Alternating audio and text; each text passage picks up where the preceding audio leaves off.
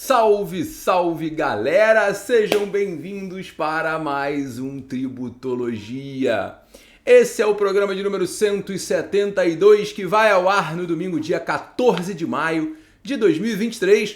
Aliás, hoje é feliz Dia das Mães para todas as mamães que estão me assistindo, para as mamães dos meus ouvintes, para as mamães do meu Brasil. Afinal de contas, mãe é mãe, não é verdade? Mãe a gente só tem uma.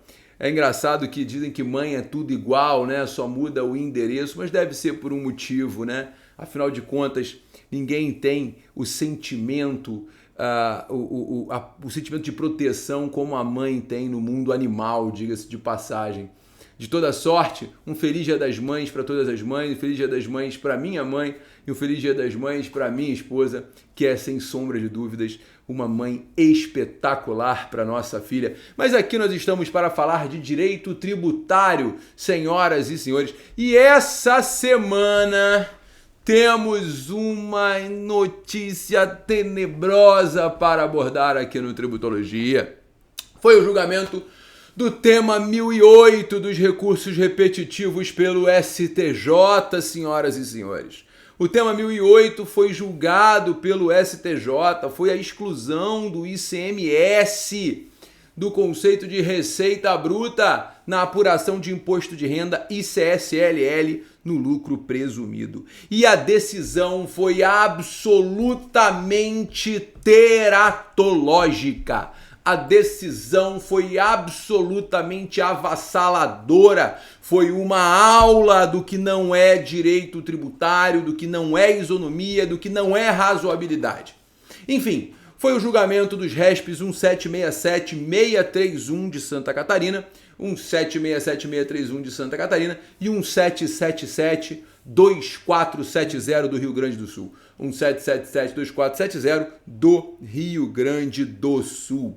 Gente, esse caso ele é absurdo. A relatora foi a ministra Regina Helena Costa, que deu um voto absolutamente técnico, um voto sensacional no final do ano passado, um voto que deixava claro o conceito, excluindo o ICMS da base de cálculo do imposto de renda e da CSLL, mas infelizmente o jogo virou e a União ganhou mais essa também, determinando a inclusão do ICMS no conceito de receita bruta. Mas espera aí, vamos fazer o seguinte, antes de analisar a decisão, eu quero voltar um pouquinho aqui com vocês e analisar como funciona, né, o imposto de renda no lucro presumido, né? Existem no Brasil 3 bases de cálculo para fins de incidência de imposto de renda da pessoa jurídica. O lucro arbitrado, o lucro presumido e o lucro real, tá? O lucro arbitrado é uma modalidade de tributação, via de regra, utilizada pelo fisco quando o contribuinte não tem as suas obrigações acessórias, os livros contábeis ou as informações que o contribuinte fornece não são prestáveis para fins de apuração do tributo. Lucro arbitrado é sempre muito ruim, ou melhor, é 90% muito ruim. Existe a hipótese de auto-arbitramento que pode ajudar o contribuinte de uma forma ou de outra, mas no geral ele é bem ruim. Já o lucro real, ele é obrigatório para as empresas que faturem mais de 78 milhões de reais por ano, ele é obrigatório para as empresas que tenham receita proveniente do exterior, ele é obrigatório para as empresas financeiras, né, que praticam atividades financeiras. Esse é o lucro real. É o lucro real, onde a empresa paga imposto sobre aquilo que efetivamente é lucro. Cá entre nós, quando você vai encontrar o lucro real, né, de acordo com a legislação brasileira, ele não é tão real assim não, tá? Porque na prática, como é que funciona? Você vai apurar a demonstração de resultado do exercício, DRE, fazendo despesas e receitas, o que sobra você não oferece a tributação. O que sobra, você tem que fazer as adições e exclusões que a legislação determina. Ou seja, não é bem um lucro real, não. É um lucro real fiscal que o fisco decide o que vai ser incluído, o que vai ser excluído no final das contas, tá? E o lucro presumido é um regime de tributação de imposto de renda e CSLL, onde a legislação define qual é o percentual da receita bruta que é lucro. Ou seja, a lei, o legislador, o representante do povo, ele efetivamente vai dizer qual é o percentual que é lucro, tá? Qual é o percentual que é lucro? Isso não é benefício fiscal. Vamos deixar isso claro desde o começo. Isso não é benefício fiscal. Benefício fiscal é uma situação de exceção, ok? O lucro presumido é um regime facultativo em que a pessoa pode optar ou não, mas ele não é um benefício fiscal. Porque se eu for levar em consideração isso, o lucro arbitrado também é optativo, essa merda também é benefício fiscal. Tá errado. Tá errado. Não é.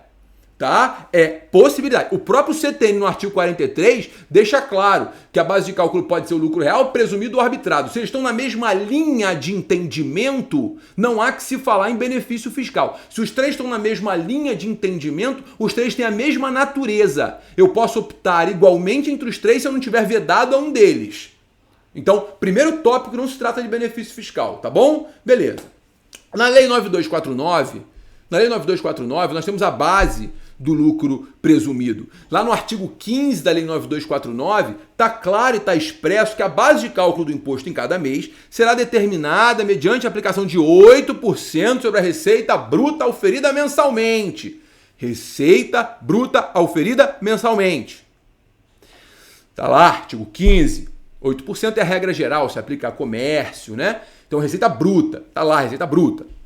Aí eu vou para o regulamento do imposto de renda. Decreto 9.580. Decreto 9.580. Vou apurar lucro presumido a partir do artigo 587, né?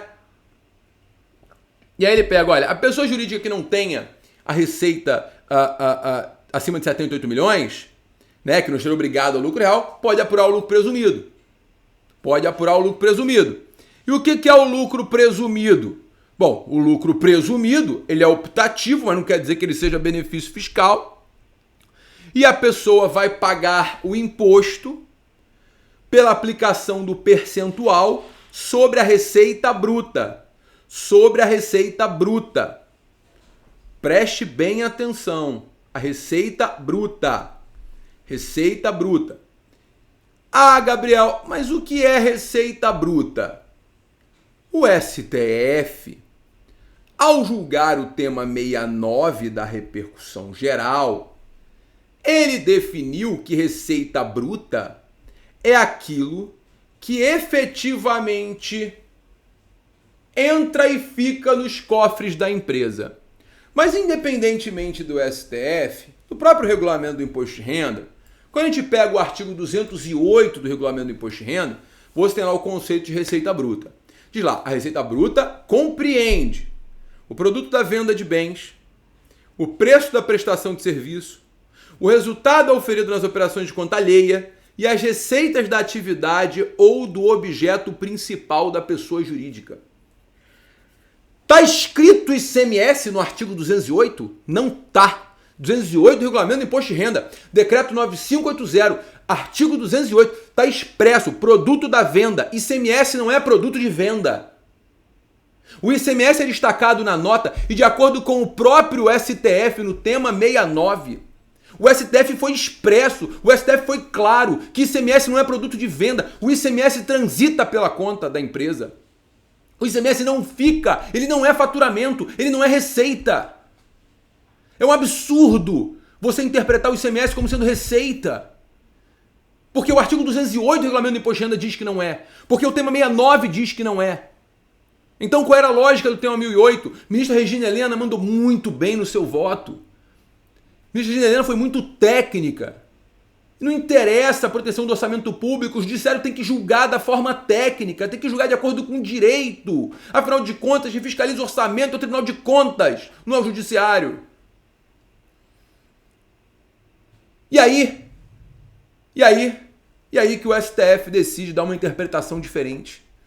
E o STJ, perdão, eu tô tão emocionado com essa decisão, que o STJ decide dar uma interpretação diferente. O STJ, então, e o assunto é recurso repetitivo. Agora todo mundo vai perder. Acabou. Ah, mas o impacto era de 2 bilhões anuais, de acordo com a lei orçamentária, de acordo com a lei de diretriz orçamentária. Que se exploda, tá errado. Vou cobrar errado porque vai impactar no orçamento. Manda cortar despesa, caramba. Manda cortar despesa. Isso é um absurdo. Absurdo. Mas enfim, essa foi uma das teses filhotes do tema 69, óbvio, né? E a lógica para mim é muito clara, já falei para vocês. Artigo 208 do Regulamento do Imposto de Renda não engloba o ICMS como sendo receita bruta, e o STF entendeu, no tema do 69, na exclusão do ICMS, do PIS e da COFINS, que ICMS não é receita bruta. Não é receita bruta, né? A tese firmada pelo STJ foi que o ICMS compõe a base de cálculo do imposto de renda do CSLL quando apurado o lucro presumido. Tá? A ministra Regina Ana Costa, no seu voto sensacional, deixou claro que não se trata de receita bruta, que não integra o patrimônio das empresas. É somente o valor repassado aos cofres públicos. Portanto, não deve ser tributado pelo imposto de renda e pela CSLL. Né? A ministra Regina Ana propôs a modulação dos efeitos e tal, mas o voto vencedor foi do ministro Gurgel de Faria. Né? Porque efetivamente o ministro Gurgel de Faria entendeu que aquele conceito de receita era o conceito para PIS e COFINS. O conceito de receita bruta era para PIS e COFINS. No caso do imposto de renda e CSLL, né, a legislação respalda a inclusão do ICMS na base de cálculo da receita bruta. E eu não sei de onde ele tirou isso. A legislação respalda, eu não sei de onde. Né? Porque ele deixa claro que o lucro presumido é uma tributação sobre receita bruta, ok, tá aí beleza. E lucro real é receita contábil, tá aí beleza. Lucro contábil, beleza. E aí que tá o ponto, né? O ministro Gurgel de Faria capitaneou esse voto contrário ao contribuinte. Ele entende que se ele quiser abater as despesas, ele deve optar pelo lucro real.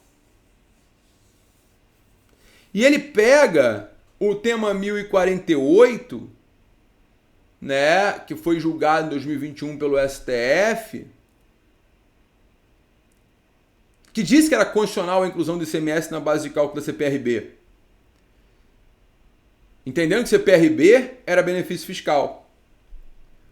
E ele entende da mesma forma que o lucro presumido é benefício fiscal. E se o judiciário abraçasse o tema 69, ele criaria uma outra possibilidade de tributação mais benéfica para o contribuinte. Mas peraí, cara, peraí. Eu vou julgar contra a legem porque efetivamente vai ser mais benéfico para o contribuinte? Como assim? Como assim? Ele aplica o tema 1048 que estava errado. Estava errado. Que foi a exclusão do ICMS da CPRB. Errado pra caramba. Só pode haver um conceito de receita. Só pode haver um conceito de receita. Essa decisão simplesmente inaugura a existência de dois conceitos de receita no Brasil. Um para PIS e COFINS e um para imposto de renda. E aí? Dois conceitos de receita. É absurdo. Essa decisão ela é absurda. Essa decisão ela é teratológica. Sabe? Ela é teratológica.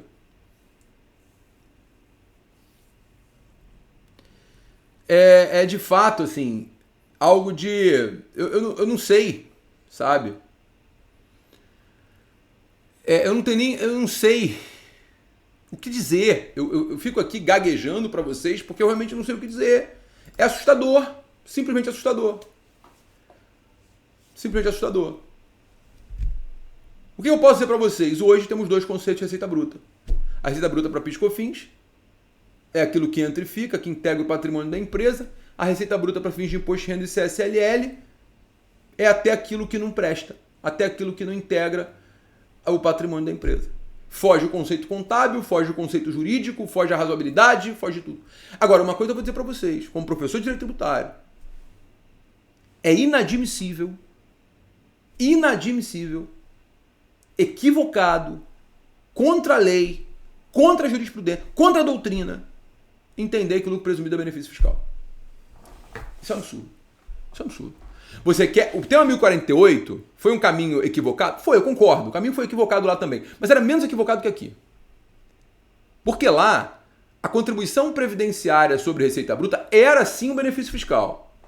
Era sim um benefício fiscal. Olha, estamos num momento de crise, para gerar emprego eu vou criar aqui uma possibilidade. Essa possibilidade é você tributar PIS/COFINS na receita bruta e não tributar a folha na receita bruta e tirar aqueles 25% da folha de pagamento, né, de contribuição para terceiros, contribuição previdenciária. Vamos esvaziar a folha de pagamento, tributar a receita, que a empresa vai poder contratar mais. Eu entendo que aquilo era momentâneo. Eu entendo que aquilo era um benefício fiscal, sim. Mesmo assim, eu questiono aquela decisão, porque efetivamente receita é receita. Ponto. Não interessa se é benefício fiscal. Receita é receita. Ah, mas você escolheu o que já era melhor para você, você não pode ter dois benefícios. Espera lá. Quem disse isso? O Simples Nacional não pode acumular outro benefício por vedação expressa. Agora, essa vedação está sendo criada para o judiciário. Essa vedação não existe no nosso ordenamento jurídico. Qual o problema de ter dois benefícios? Aonde está escrito que não pode? Não existe essa vedação. Não existe essa vedação. E o contribuinte tem o direito de se organizar para pagar menos tributo, sim. Isso é um direito fundamental. É um direito fundamental. Dentro da lei? A não ser que o judiciário comece a entender, como entendeu no tema 1008. Enfim, senhoras e senhores. Gabriel, temos esperança do STF mudar esse assunto? Sinceramente, esse assunto não é de matéria constitucional. Duvido que isso suba para o STF. Porque o conceito de receita bruta para imposto de renda e CSLL é meramente legal. Não há previsão na Constituição sobre isso. Portanto, não há matéria constitucional a ser discutida aqui. Se o STF abraçar o caso e falar que vai julgar, aí ótimo, maravilha, um fio de esperança no coração.